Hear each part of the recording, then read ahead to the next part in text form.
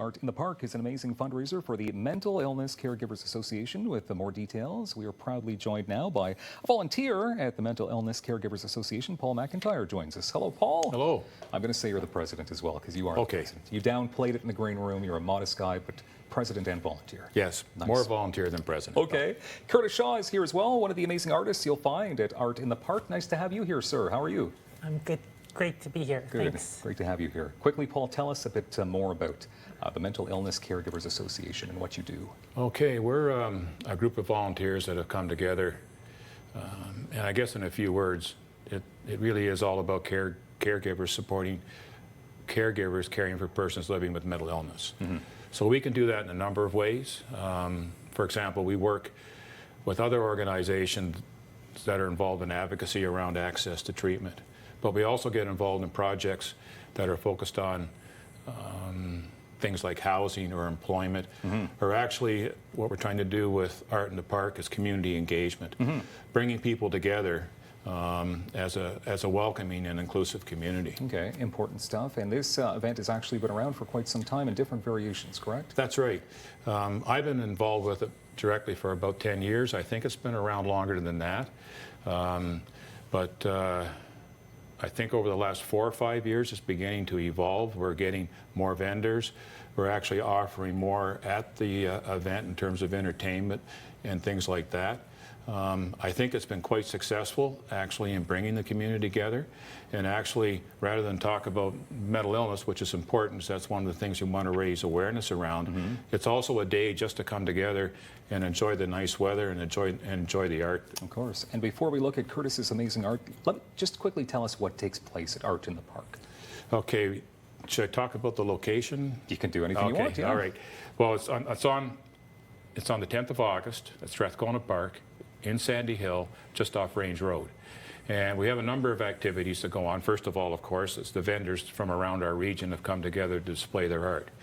In addition to that, one of the things that we're doing differently this year, we had a poet actually write a couple of poems around from two perspectives, one from the person living with mental illness and then from the perspective of a person caring for someone living with mental illness. He's going to be there to read his poetry.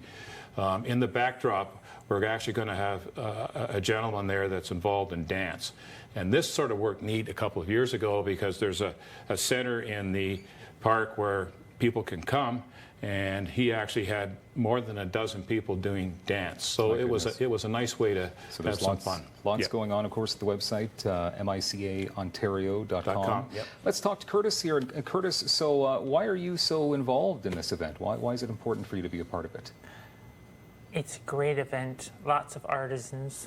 And I'm with an art collective named In the Wind. And we have about 6 people from our art collective are going to be sharing table space at Art in the Park. It's a great way to show your creative stuff. Yes. And let's have a look at this creative stuff, your artwork. Okay. So maybe you could just show us, what exactly are those? They're little origami cranes that I fold. And after doing the folding and attaching the metal to the paper, these are all different types and different colors of paper. I dip them into resin and hang them for the resin to solidify. So there's dangly, and these ones here might be hard to tell, but they're stud earrings. Oh, they're earrings, okay. So those are also little origami birds dipped in resin. Very cute. Yes. That's beautiful. Curtis, tell me, how long would it take to make a pair of those? The stud's half an hour. Really? And the dangly, hour 10, hour 15. Pretty impressive for not much time. Good work right there. Can you tell me, Paul, how many exhibitors will be on hand?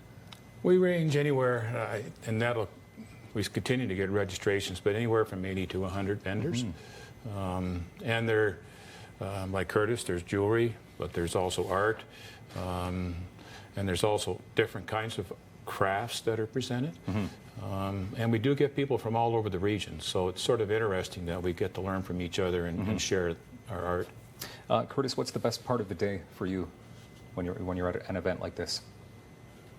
Having people come by, seeing my work, saying, wow. Yeah. And wanting to look closer. And we're at it. saying, wow, and you're selling it, correct? Yes. That yes. helps too. That's probably going to be a good feeling when someone purchases your work, when you've worked hard on it. Quickly, Paul, membership to MICA is free to join. Anybody can join to be a part of this? Oh, yes, and we welcome volunteers, and anybody who does want to join us as a member, you could simply do it on our website. There's a registration form there that you can complete. And you can also contact us if you're interested in doing volunteer work or want to learn more about what our organization does. Donations always welcome, I'm sure. Yes. Amazing. Okay, Art in the Park, Saturday, August 10th, Strathcona Park is the place to be. What time does it get underway, Paul? It starts around 10 and goes till 4 o'clock. All right.